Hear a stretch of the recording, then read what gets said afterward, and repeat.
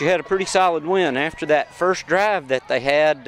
You pretty well shut them down all night. Yeah, you know, I think they came out and maybe caught us a little off guard. You know, their guys came out, and I will say this: I have tremendous respect for old kids from Bruceville-Eddy. They played extremely hard. I thought, you know, they played with a lot of class and played, you know, the right way. Our old kids came out, played hard. That first drive, they took it right down there. But we responded pretty well, and I thought took care of business after that. We wanted to look at some things tonight a little different, and you know, we were able to accomplish some things. So, you know, bottom line is we're 8-0 and we're in great position right now. We just got to make sure we stay focused and stay on task. Okay, and now we did have a few more penalties than usual tonight. I'm sorry. That may be a school record, and that's the one we don't want to set. That was one thing I was very disappointed in. You know, a lack of focus there. Way too many penalties. So something we'll certainly look at tomorrow on film and address, and we certainly want to fix that. Okay, and right now you're in the driver's seat, and you got one game I think on Centerville, and then 2 on everybody else, right, or something like that. That's correct, you know, and plus we have a win over Centerville. Main thing is we got to stay focused. You know, we got to approach this. You know, we certainly have goals down the road, but to get down the road, we certainly need to make sure we take care of business week to week, and that we preach that every week to them. We got to get real focused on going. We got to travel to Riesel and play a very dangerous team, and we got to make sure we stay on path. And you know, we want to make sure we get better next week and take care of business.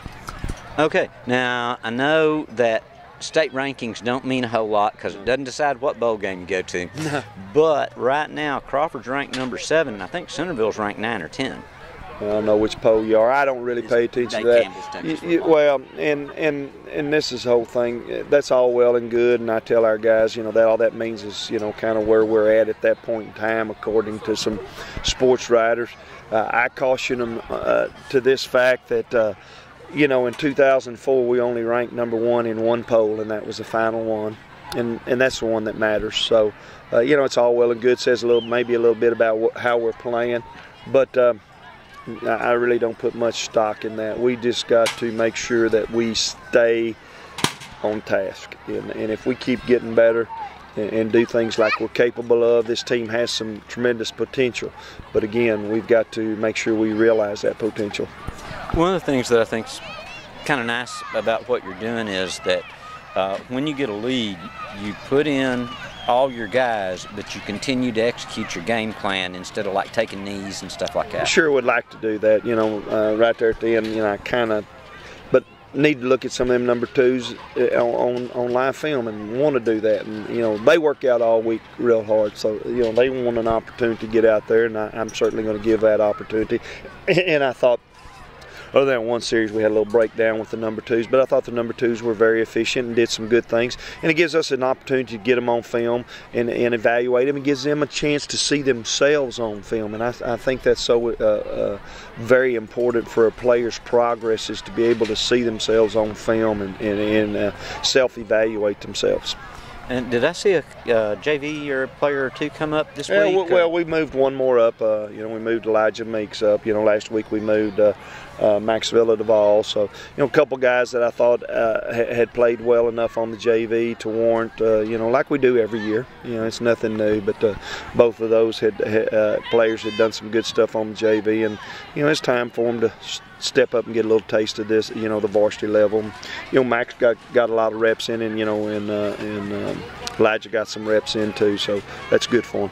And it's been a while for us, but you never really forget the first time you run out on the field on Friday night. Oh yeah, I mean that's a special time for young men, and you know, and a good opportunity for those 2 young men who are going to have to play large roles next year to get a little taste of varsity football and really taste it firsthand. So that's a great experience for them. Okay, and can you tell me what kind of offense Bruceville's running this year? They've run several different things. We've had them on a common trade film, but I really haven't paid that much attention to them.